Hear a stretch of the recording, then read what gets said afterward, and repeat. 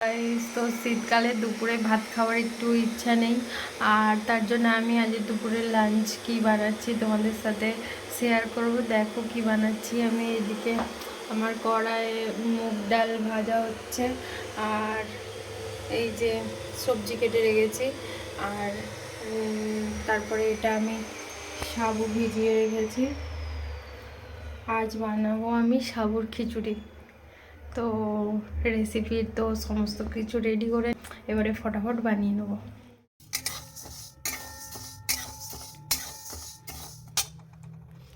নুন হলুদ মাখিয়ে রেখেছি, আর এই যে আমার সাবু অলরেডি মানে মোটামুটি 1 ঘন্টা মতন ভিজিয়ে রাখতে হবে। তো আমি এটা ভিজিয়েছি 1/2 ঘন্টা মতন, অলরেডি হয়ে গেছে।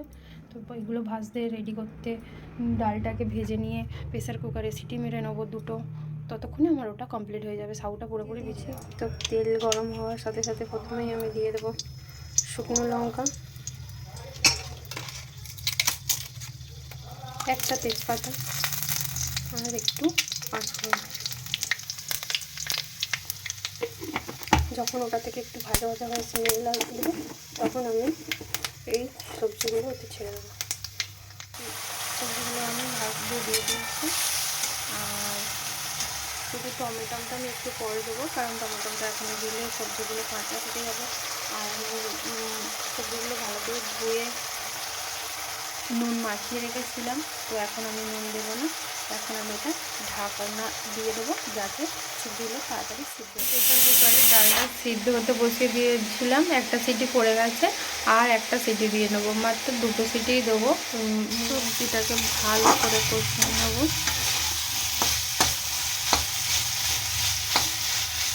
এতে মশলা দিয়েছি ধনে গুঁড়ো, জিরে গুঁড়ো, হলুদ আর সামান্য লঙ্কা। তোমরা চাইলে কাশ্মীরি লঙ্কাও দিতে পারো, তাতে একটু রঙটা আরও সুন্দর। সিদ্ধ করে নিয়েছি, এবার আমি এটাই ঢেলে দেবো। ডালটাকে সবজির সাথে ভালো করে কষিয়ে নেব। তারপরে আমি এতে দিয়ে দেবো সাবু। তো আমার কষিয়ে নেওয়া মোটামুটি কমপ্লিট। এবার সাবুগুলো দেবো।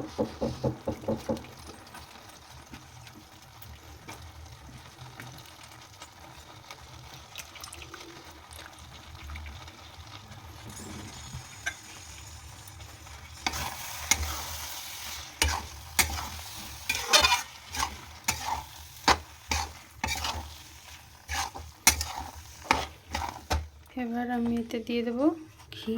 তোমরা চাইলে এটা দিতেও পারো, নাও দিতে পারো, তবে ঘি দিলে টেস্ট 100 গুণ বেড়ে যায় আমার ধারণা। আমার তো নিরামিষ জিনিসে ঘি দিতে খুবই ভালো লাগে, খাওয়ার টেস্টটা আলাদাই হয়ে যায়। তো এটা আবার আমি নামিয়ে নেবো।